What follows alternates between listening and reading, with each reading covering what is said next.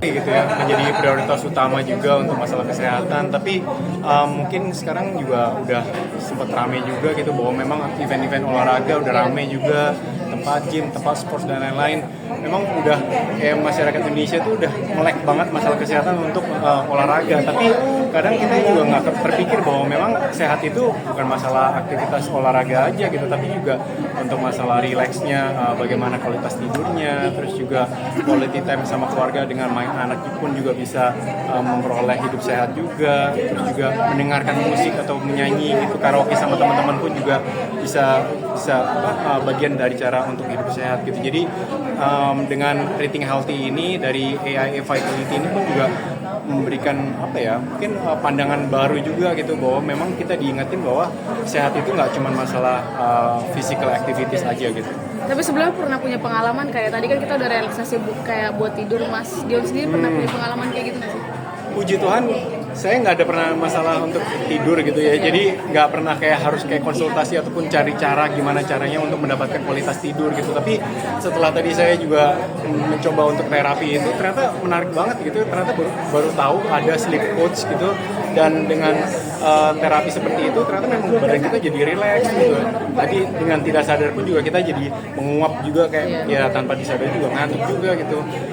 Tapi ya itu, kalau misalnya untuk saya sendiri pun juga untuk kualitas tidur saya dari awal memang karena saya udah membiasakan morning person gitu ya, jadi memang body clocknya emang tiap pagi emang udah bangun, udah beraktivitas, udah berolahraga dan lain-lain, yang akhirnya memang kualitas tidurnya ya cukup awal gitu, dari jam 9 sampai jam 10 tuh kurang lebih bisa udah mulai tidur.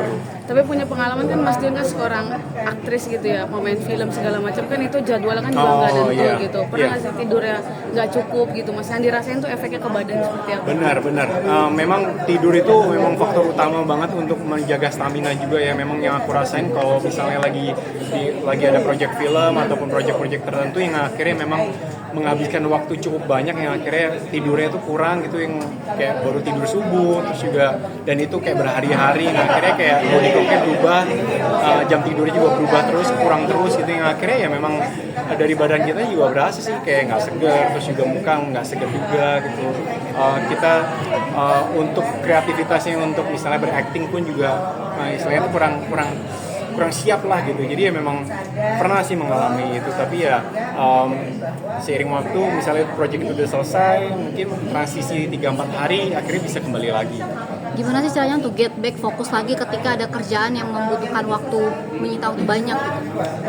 Wah, itu memang PR banget sih itu, kalau misalnya kayak jam-jam 2 pagi gitu harus acting kayak gitu-gitu ya memang biasanya memang ya saya minum kopi gitu untuk bikin mata segar juga gitu, mata melek juga untuk bisa fokus lagi gitu. Tapi ya mungkin dengan kayak pemanasan badan juga mungkin bisa kayak rilis otot dan lain-lain, ya bergerak juga gitu biar badan tuh segar, nggak lemes gitu. Jadi dengan bergerak itu pun juga bisa membuat badan bisa jadi siap dan fokus lagi gitu.